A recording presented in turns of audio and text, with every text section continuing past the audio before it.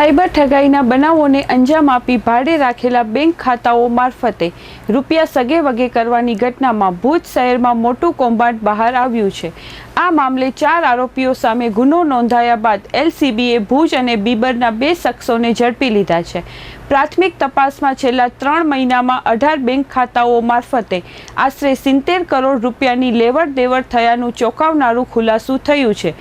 प्राप्त माहिती अनुसार भुज शहर ए डिविजन पोलीस मथके आरोपी निखिल नानजी महेश्वरी, राजेंद्र उर्फे राजा, सामजी गरवा, दीपक भानुशाली अने विरांग उर्फे वीरू अखाणी सामे गुनो दाखल करवामां आव्यो हतो। त्यारबाद एलसीबीए कार्यवाही करीने निखिल महेश्वरी अने राजेंद्र उर्फे राजाने झड़पी लई पूछपरछ हाथ धरी हती।